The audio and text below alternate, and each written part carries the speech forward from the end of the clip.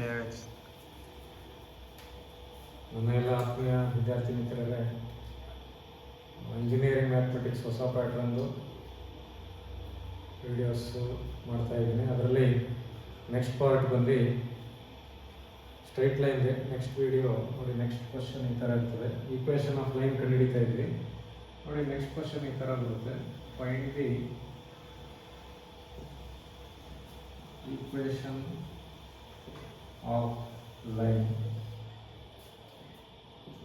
passing through 3, 2 and parallel to line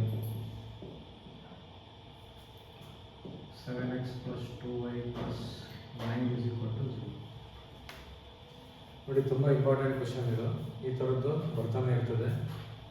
question ನೋಡ್ಕೊಳ್ಳಿ. Find the equation of line passing through ಒಂದು point ಕೊಟ್ಟಿದ್ದಾರೆ and parallel ನೋಡಿ, parallel to line, ಈ ಥರ ಒಂದು ಲೈನ್ ಒಂದು ಈಕ್ವೇಷನ್ ಕೊಟ್ಟಿದ್ದಾರೆ. ಇದೇ ಟೈಪ್ ಇನ್ನೊಂದಿದೆ, ಸೇಮ್ ಇದೇ ಥರ ಕ್ವಶನ್ ಬರುತ್ತೆ. ಪ್ಯಾರಲಲ್ ಜಾಗದಲ್ಲಿ ಪರ್ಪೆಂಡಿಕ್ಯುಲರ್ ಬರುತ್ತೆ. ಆಯಿತಾ? ಈಗ ಫಸ್ಟ್ ಇದನ್ನು ಕಲಿಯೋಣ. ಪ್ಯಾರಲಲ್ ಟು ಲೈನ್ ಅಂತ ಕೊಟ್ಟಾಗ ಹೆಂಗೆ ಅಂತ ನೋಡಿ. ಪ್ಯಾರಲಲ್ ಟು ಲೈನ್ ಅಂತ ಕೊಟ್ಟಿದ್ದಾಗ ಈಕ್ವೇಷನ್ ಕಂಡುಹಿಡಿಬೇಕಂದ್ರೆ ಒಂದು ಫಾರ್ಮುಲಾ ಇದೆ. Same y minus y1 is equal to m into x minus x1. ಈಗ ಹಿಂದೆ ಹೇಳ್ಕೊಟ್ನಲ್ಲ, ಒಂದು ಪಾಯಿಂಟ್ ಒಂದು ಸ್ಲೋಪು ಮತ್ತು 2 ಪಾಯಿಂಟ್ ಕೊಟ್ಟಾಗ ಯಾವ ಥರ ಈಕ್ವೇಷನ್ ಕಂಡುಹಿಡಿಬೇಕು ಅಂತ, ಅದೇ ಈಕ್ವೇಷನ್ ನೋಡಿ. y minus y1 is equal to m into x minus x1. ಇವಾಗ ನಮಗೆ ಏನೇನು ಕೊಟ್ಟಿದ್ದಾರೆ ಈ ಕಡೆ ಬರ್ಕೊತೀವಿ ನೋಡಿ. ಒಂದು ಪಾಯಿಂಟ್ ಕೊಟ್ಟಿದ್ದಾರೆ 3, 2. ಈ ಪಾಯಿಂಟ್ಗೆ ನಾವು ಏನು ಮಾಡಬೇಕು, x1 y1 ಅಂತ ಹಾಕಬೇಕು. ಅಂದರೆ x1 ಅಂದರೆ 3, y1 ಅಂದರೆ 2. ಈಗ ನೋಡಿ, ಇಲ್ಲಿ ನಮಗೆ y ಅಂತಂದರೆ ಅದನ್ನು ಹಂಗೆ ಬರೀಬೇಕು, ಏನೋ ಸಬ್ಸ್ಟಿಟ್ಯೂಟ್ ಮಾಡೋಂಗಿಲ್ಲ. ಇದಕ್ಕೆ y1 ಅಂದರೆ 2, m ಅಂದರೆ ನಾವು ಬರೀಬೇಕು, x ಅಂದರೆ ಹಂಗೆ ಇಟ್ಕೋಬೇಕು, x1 ಅಂದರೆ ನೋಡಿ 3. ಈಗ ಇಲ್ಲಿ ನಮಗೆ y1 x1 ಕೊಟ್ಟಿದ್ದಾರೆ, m ಕೊಟ್ಟಿಲ್ಲ. m ಕೊಟ್ಟಿಲ್ಲ ಅಂದರೆ ನಾವು ನೋಡಿ, ಇದು ಈಕ್ವೇಷನ್ ಇದೆಯಲ್ಲ, ಈ ಈಕ್ವೇಷನ್ ಯೂಸ್ ಮಾಡ್ಕೊಂಡು m ಕಂಡುಹಿಡಿಬೇಕು, ಸ್ಲೋಪ್ ಕಂಡುಹಿಡಿಬೇಕು. ನಿಮಗೆ ಅದನ್ನು ಹೇಳ್ಕೊಟ್ಟಿದ್ದೀನಿ. ಈಕ್ವೇಷನ್ ಕೊಟ್ಟಾಗ ಯಾವ ಥರ m ಕಂಡುಹಿಡಿಬೇಕು ಅಂತ ನೋಡಿ. 7x plus 2y plus 9 is equal to 0. ಇದರ ಕೆಳಗಡೆ standard form ax plus by plus c is equal to 0. a is equal to 7, b is equal to 2, c is equal to 9. ಈಗ m ಕಂಡುಹಿಡಿಬೇಕಂದ್ರೆ formula minus a by b ನೋಡಿ. ಈ ಥರ equation ಬಂದಾಗ m ಕಂಡುಹಿಡಿಯೋದು ನಿಮ್ಗೆ ಹೇಳ್ಕೊಟ್ಟಿದ್ದೀನಿ ನೋಡಿ. ಸ್ಲೋಪ್ ಕಂಡುಹಿಡಿಯೋಕ್ಕೆ ಒಂದು video ಇದೆ. ಫಸ್ಟ್ ವಿಡಿಯೋನಲ್ಲಿ ಸ್ಲೋಪ್ ಕಂಡುಹಿಡಿಯೋದು, ಈಕ್ವೇಷನ್ ಕೊಟ್ಟಾಗ ಯಾವ ಥರ, 2 ಪಾಯಿಂಟ್ ಕೊಟ್ಟಾಗ ಯಾವ ಥರ, ಮತ್ತು ಆ್ಯಂಗಲ್ ಕೊಟ್ಟಾಗ ಯಾವ ಥರ ಅಂತ ಹೇಳ್ಕೊಟ್ಟಿದ್ದೀನಿ ನೋಡಿ. ಈಕ್ವೇಷನ್ ಕೊಟ್ಟಿದ್ದಾರೆ. ಈಕ್ವೇಷನ್ ಕೊಟ್ಟಾಗ ಈಕ್ವೇಷನ್ ಬರ್ಕೋಬೇಕು, ಅದ್ರ ಕೆಳಗಡೆ standard form A B C ಬರ್ಕೋಬೇಕು. m minus a by b formula minus 7/2 ನೋಡಿ. ಈಗ ನಮಗೆ m ಕೊಟ್ಟಿರಲಿಲ್ಲ, ಅವರು m ನಾವು ಕಂಡುಹಿಡಿದಿದ್ದೀವಿ ಅಲ್ವಾ ನೋಡಿ. ಪ್ಯಾರಲಲ್ ಅಂತ ಬಂದಾಗ ಇದು ಸ್ಟ್ಯಾಂಡರ್ಡ್ ಫಾರ್ಮುಲಾ ಈಕ್ವೇಷನ್ ಕಂಡುಹಿಡಿಯೋದಕ್ಕೆ. ಈಗ ಇದರಲ್ಲಿ x1 y1 ಮತ್ತು mನ ಸಬ್ಸ್ಟಿಟ್ಯೂಟ್ ಮಾಡೋಣ. y ಮೈನಸ್ y1 ಅಂದರೆ 2, m ಅಂದರೆ ಮೈನಸ್ 7/2, x1 ಅಂದರೆ 3 ನೋಡಿ. ಈಕ್ವೇಷನ್ ಬರ್ಕೊಂಡೆ, ಅಲ್ಲಿ y1 ಜಾಗಕ್ಕೆ ಸಬ್ಸ್ಟಿಟ್ಯೂಟ್ ಮಾಡಿದೆ, m ಜಾಗಕ್ಕೆ ಸಬ್ಸ್ಟಿಟ್ಯೂಟ್ ಮಾಡಿದೆ, x1 ಜಾಗಕ್ಕೆ ಸಬ್ಸ್ಟಿಟ್ಯೂಟ್ ಮಾಡಿದೆ. ಈಗ ಸಿಂಪ್ಲಿಫೈ ಮಾಡೋದು. ಸಿಂಪ್ಲಿಫೈ ಮಾಡಬೇಕಂದ್ರೆ ನೋಡಿ, ಈ 2ನ ಕ್ರಾಸ್ ಮಲ್ಟಿಪ್ಲೈ ಮಾಡಬೇಕು. y minus 2 into 2 equals minus 7 ಇಲ್ಲೇ ಇಟ್ಕೋಬೇಕು, x ಮೈನಸ್ 3. ಈಗ ನೆಕ್ಸ್ಟ್ ಏನಂತಂದರೆ 2 ಇಂದ ಇದು ಮಲ್ಟಿಪ್ಲೈ ಮಾಡಿ ನೋಡಿ. 2 ಇಂಟು y ಮೈನಸ್ ಇದೆ, 2 into 2, 2 into y minus 2 into 2 is equal to minus 7 into X ನೋಡಿ. Minus 7 into X. ನೆಕ್ಸ್ಟ್ ನೋಡಿ, ಮೈನಸ್ ಇಲ್ಲೊಂದು ಮೈನಸ್ ಇದೆ, ಇಲ್ಲೊಂದು ಮೈನಸ್ ಇದೆ. ಮೈನಸ್ ಇಂಟು ಮೈನಸ್ ಅಂದರೆ ಪ್ಲಸ್ ಆಗ್ಬಿಡ್ತದೆ ನೋಡಿ. ಇಲ್ಲಿ ಮೈನಸ್ ಇದೆ, ಇಲ್ಲಿ ಪ್ಲಸ್ ಇದೆ. ಮೈನಸ್ ಇಂಟು ಪ್ಲಸ್ ಮೈನಸ್ ಆಯ್ತಾಯಿತು, ಅದಕ್ಕೆ ಮೈನಸ್ ಬರೆದಿದ್ದೀನಿ. 7 ಇಂಟು ಎಕ್ಸ್ ಅಂತ ಬರೆದಿದ್ದೀನಿ. ನೆಕ್ಸ್ಟ್ ಇಲ್ಲಿ ಮೈನಸ್ ಇಲ್ಲೊಂದಿದೆ, ಇಲ್ಲೊಂದಿದೆ ಅಂದಾಗ ಮೈನಸ್ ಇಂಟು ಮೈನಸ್ ಪ್ಲಸ್ ಆಗಬೇಕು. Next 7 into 3. ಇದು ಲಾಸ್ಟ್ ವೀಡಿಯೋನಲ್ಲಿ ಹೇಳಿದ್ದೀನಿ, ಮೈನಸ್ ಇಂಟು ಮೈನಸ್ ಬಂದರೆ ಪ್ಲಸ್ ಆಗುತ್ತೆ. ಆಯಿತಾ?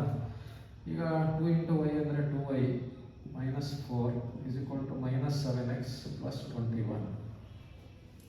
ಈಗ ಇದನ್ನು ಸಿಂಪ್ಲಿಫೈ ಮಾಡಬೇಕು. ನಿಮಗೆ ಇದನ್ನು ಹಂಗೆ ಬರ್ಕೊಳ್ಳಿ ಅಂತ ಹೇಳಿದ್ದೀನಲ್ವ, ಇದನ್ನು ಹಂಗೆ ಬರ್ಕೊಳ್ಳಿ. ಮೈನಸ್ 7x ಪ್ಲಸ್ ಈ ಕಡೆ ಕಳಿಸಿದಾಗ ಏನಾಗುತ್ತೆ ನೋಡಿ, ಇಲ್ಲಿ ಪ್ಲಸ್ ಇರೋದು ಮೈನಸ್ ಆಗುತ್ತೆ, -2y, ಇಲ್ಲಿ ಮೈನಸ್ ಇರೋದು ಪ್ಲಸ್ ಆಗುತ್ತೆ, +4 = 0. ನೋಡಿ ಇಲ್ಲಿ +2y ಇದೆ, ಈ ಕಡೆ ಬಂದರೆ -2y, -4 ಇದೆ, ಈ ಕಡೆ ಬಂದರೆ +4. ಇದಾದಮೇಲೆ ನೆಕ್ಸ್ಟ್ ಏನಪ್ಪ ಅಂತಂದರೆ ನೋಡಿ 7x, ಎಕ್ಸ್ ಇರೋದು ಒಂದೇ ಟರ್ಮ್, ಎಕ್ಸ್ ಇರೋದು ಇದೊಂದೇ, ಇನ್ನೆಲ್ಲ ಎಕ್ಸ್ ಇಲ್ಲ, ಹಂಗೆ ಬರೀಬೇಕು. ಆಮೇಲೆ ಈ ನಂಬರ್ ಬಂದರೆ ಇಲ್ಲೊಂದು 21 ಇದೆ, ಇಲ್ಲೊಂದು 4 ಇದೆ, +21 +4 ಅಂತಂದರೆ ನಿಮ್ಮ ಕ್ಯಾಲ್ಕುಲೇಟರ್ನಲ್ಲಿ ಟೈಪ್ ಮಾಡಿ ಬರುತ್ತೆ +25. ಇದು -2y ಹಂಗೆ ಬರೀಬೇಕು =0. ಆಯಿತಾ? ಈಗ ನೋಡಿ ನಮಗೆ ಇನ್ನೂ ಸ್ಟ್ಯಾಂಡರ್ಡ್ ಫಾರ್ಮ್ ಬಂದಿಲ್ಲ. ಸ್ಟ್ಯಾಂಡರ್ಡ್ ಫಾರ್ಮ್ ಅಂದರೆ ಫಸ್ಟ್ ಎಕ್ಸ್ ಇರಬೇಕು, ಆಮೇಲೆ ವೈ ಇರಬೇಕು, ಆಮೇಲೆ ನಂಬರ್ ಇರಬೇಕು. ನೋಡಿ ಎಕ್ಸ್ ಇದೆ, ಆಮೇಲೆ ನಂಬರ್ ಇದೆ. ಇದನ್ನು ಇಂಟರ್ಚೇಂಜ್ ಮಾಡೋಣ. 7x - 2y + 25 = 0. ನೋಡಿ ಇದು ಆನ್ಸರು. ಬಟ್ ಇಲ್ಲಿ ಒಂದು ಮಿಸ್ಟೇಕ್ ಇದೆ. ಏನಪ್ಪ ಅಂತಂದರೆ ಸ್ಟಾರ್ಟಿಂಗ್ ನಮಗೆ ಮೈನಸ್ ಬರಬಾರ್ದು, ಇದನ್ನು ಪ್ಲಸ್ ಮಾಡಬೇಕು. ಯಾವಾಗಲೂ ಸ್ಟಾರ್ಟಿಂಗ್ ಮೈನಸ್ ಕೊಡಲ್ಲ, ಪ್ಲಸ್ ಇರ್ತದೆ. ನೋಡಿ ಈ ಮೈನಸ್ನ ಪ್ಲಸ್ ಮಾಡ್ಕೊಂಡ್ರೆ ನಮಗೆ 7x ಆಗುತ್ತಲ್ವಾ. ಈ ಮೈನಸ್ನ ಪ್ಲಸ್ ಮಾಡಿದ್ದೀವಿ ಅಂದರೆ ನೆಕ್ಸ್ಟ್ ಮುಂದೆ ಬರಬೇಕು. ಮುಂದೆ ಈ ಮೈನಸ್ ಇದೆ, ಪ್ಲಸ್ ಬರ್ಕೋಬೇಕು. ನೆಕ್ಸ್ಟ್ ಮುಂದೆ ಬನ್ನಿ, ಪ್ಲಸ್ ಇದೆ, ಮೈನಸ್ ಬರೀಬೇಕು. ನೋಡಿ ಅಷ್ಟೇ. ಇದನ್ನ ಮೈನಸ್ನ ಪ್ಲಸ್ ಮಾಡ್ಕೊಂಡ್ರೆ ನೆಕ್ಸ್ಟ್ ಮೈನಸ್ ಇದ್ರೆ ಪ್ಲಸ್ ಮಾಡಬೇಕು, ಪ್ಲಸ್ ಇದ್ರೆ ಮೈನಸ್ ಮಾಡಬೇಕು. ನೋಡಿ this is the final answer. Suppose ನಿಮಗೆ ಗೊತ್ತಾಗಿಲ್ಲ ಅಂದರೆ ಬೇಕಾದ್ರೆ ಇಲ್ಲಿಗೆ ನಿಲ್ಲಿಸಿ, ಆಯಿತಾ? ನೋಡಿ ಪ್ರಾಬ್ಲಮ್ ಏನಾದ್ರು ಈ ಥರ ಕೊಟ್ಟರೆ find the equation of line passing through ಒಂದು ಪಾಯಿಂಟ್ ಕೊಟ್ಬಿಟ್ಟು and parallel to the line ಅಂದ್ಬಿಟ್ಟು ಆ ಥರ ಒಂದು ಈಕ್ವೇಷನ್ ಕೊಟ್ಟಾಗ ಫಾರ್ಮುಲಾ ನೀವು ಇದನ್ನು ಯೂಸ್ ಮಾಡ್ತೀರಾ. ಏನೋ y - y1 = m × x - x1. ಈಗ ಇದರಲ್ಲಿ y ಮತ್ತು x ಏನು ಸಬ್ಸ್ಟಿಟ್ಯೂಟ್ ಮಾಡೋಂಗಿಲ್ಲ, ಹಂಗೆ ಬರೀಬೇಕು. y1 x1 ಮತ್ತು m. ನೋಡಿ x1 y1 ಅಂದರೆ ಪಾಯಿಂಟ್ ಕೊಟ್ಟವರಲ್ಲ, ಅದು x1 y1. ಎಮ್ಮನ್ನು ನಾವು ಕಂಡುಹಿಡಿಬೇಕಂದ್ರೆ ಆ ಈಕ್ವೇಷನ್ ತಗೋಬೇಕು. ನೋಡಿ ಈ ಥರ ಮಾಡಬೇಕು. ಈಗ ಇದನ್ನು ಇಲ್ಲಿ ಸಬ್ಸ್ಟಿಟ್ಯೂಟ್ ಮಾಡಿದ್ದೀನಿ. ಸಬ್ಸ್ಟಿಟ್ಯೂಟ್ ಮಾಡಿ ನೋಡಿ ಈ ಥರ ಸಿಂಪ್ಲಿಫೈ. ನಿಮ್ಗೆ ಏನಾದ್ರು ಡೌಟ್ ಇದ್ದರೆ ಒಂದೊಂದು ಸ್ಟೆಪ್ಪನ್ನು ಪಾಸ್ ಮಾಡಿ ರಿಪೀಟ್ ಮಾಡಿ, ಇದಕ್ಕೆ ಬ್ಯಾಕ್ ಹೋಗಿ ರಿಪೀಟ್ ಮಾಡಿ, ನಿಮಗೆ ಅರ್ಥ ಆಗುತ್ತೆ. ಸರಿನಾ? ನೋಡಿ ಈ ಥರದ್ದು ಇನ್ನೊಂದು ಲೆಕ್ಕ ಮಾಡ್ತೀನಿ.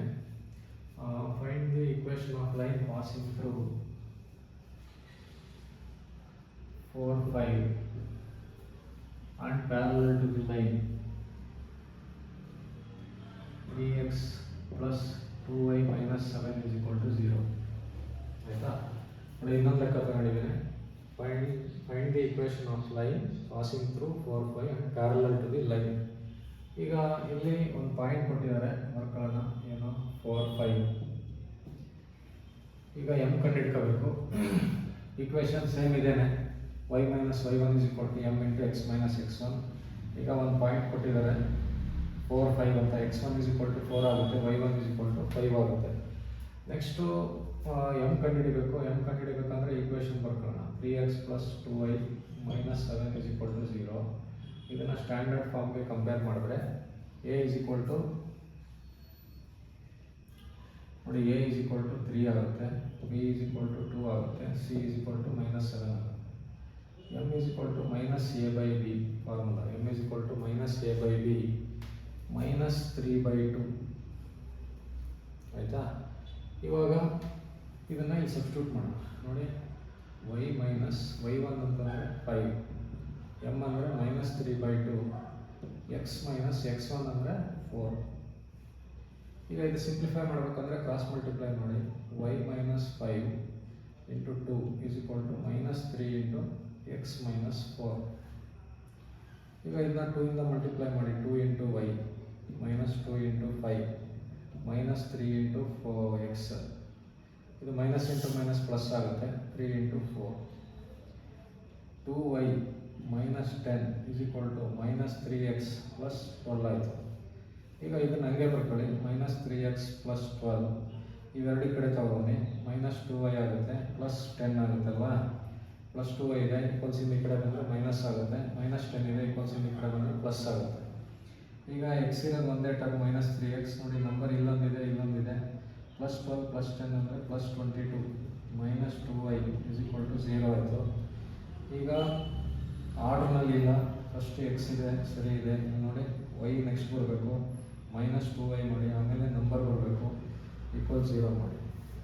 ಈಗ ಇದೇ ಆನ್ಸರು. ಬಟ್ ಇಲ್ಲೊಂದು ಸ್ಟಾರ್ಟಿಂಗ್ ಮೈನಸ್ ಬಂದ್ಬಿಟ್ಟಿದೆ. ಸ್ಟಾರ್ಟಿಂಗ್ ಮೈನಸ್ ಬಂದರೆ ಪ್ಲಸ್ ಮಾಡಬೇಕಂದ್ರೆ ಪ್ಲಸ್ ಮಾಡ್ಕೊಳ್ಳಿ. 3x ಇದು ಪ್ಲಸ್ ಮಾಡಬೇಕು, ಇದನ್ನು ಮೈನಸ್ ಪ್ಲಸ್ ಮಾಡಿದ್ವಿ, ಇಲ್ಲಿ ಮೈನಸ್ ಇದೆ ಪ್ಲಸ್ ಮಾಡಬೇಕು, ಇಲ್ಲಿ ಪ್ಲಸ್ ಇದೆ ಮೈನಸ್ ಮಾಡಬೇಕು.